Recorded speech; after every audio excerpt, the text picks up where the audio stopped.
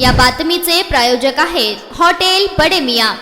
सरकारी यंत्रणा, बँक किंवा शासनाचा विभाग ग्रामीण आणि दुर्गम भागात किती उदासीन आणि मृतावस्थेत असतो याचा पुरावा काही दिवसांपूर्वी ओडिसामध्ये दिसून आला। मुरदाड झालेल्या व्यवस्थेला जागे करण्यासाठी ओडिसाच्या केओनझार जिल्ह्यातील आदिवासी रहिवासी जितू मुंडा यांनी धक्कादायक पाऊल उचलले। निधन पावलेल्या बहिणीच्या खात्यातील रक्कम काढता यावी यासाठी बँकेत अनेकदा खेपा मारल्या, पण कागदपत्रांची पूर्तता कशी करायची, नॉमिनी, मृत्यूपत्र याची माहिती न मिळाल्यामुळे आणि बँकेतील कर्मचाऱ्यांनी सहकार्य न केल्यामुळे जिंतू मुंडा यांनी आपल्या बहिणीचा पुरलेला मृतदेह बाहेर काढून तो बँकेच्या दारात नेऊन ठेवला। मृतदेह खांद्यावर घेऊन जात असतानाच त्यांचा व्हिडिओ व्हायरल झाला। केंजोआर जिल्ह्यातल्या दियानली गावातील रहिवासी असलेल्या जिंतू मुंडा आता राष्ट्रीय पातळीवर चर्चेचा विषय ठरत आहेत। बँकेच्या दारात त्यांनी बहिणीचा मृतदेह ठेवल्यानंतर बँकेने मुंडा यांच्यावरच आरोप केले। ते यापूर्वी कधीच बँकेत आले नसल्याचा दावा करण्यात आला, मात्र राज्य सरकारने केलेल्या चौकशीत बँकेतील कर्मचारी अधिकाऱ्यांकडून निष्काळजीपणा झाल्याचे समोर आले।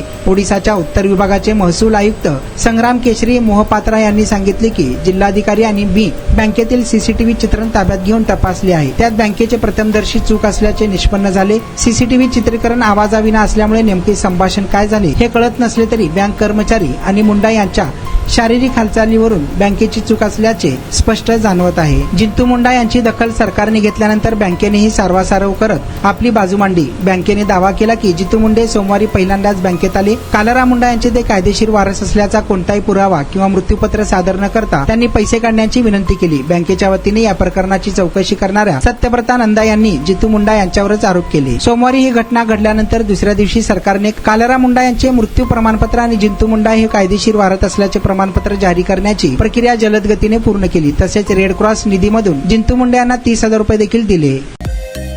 मटन, चिकन आणि बीफ साठी प्रसिद्ध असलेलं सोलापूर शहरातील विजापूर वेस्ट येथील प्रसिद्ध हॉटेल बडे मियां।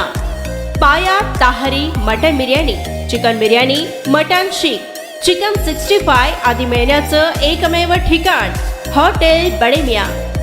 मटन मध्ये beef mutton rice, beef cheese angoori, Bade Miyan special mutton angara, mutton कढी, खिमा मसाला।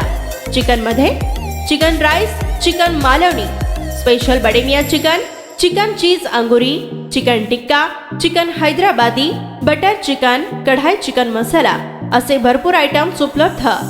मटन बिर्याणी, चिकन बिर्याणी, बीफचे स्पेशल डिश सुद्धा जेवणासाठी उपलब्ध। खास हॉटेलमध्ये जेवणाची सोय आणि पार्सलची सोयही उपलब्ध। स्वस्त आणि मस्त जेवण मिळण्याचं विजापूर वेस्ट येथील एकमेव ठिकाण हॉटेल बडे मियां। आमचा पत्ता हॉटेल बडे मियां, विजापूर वेस्ट, सोलापूर।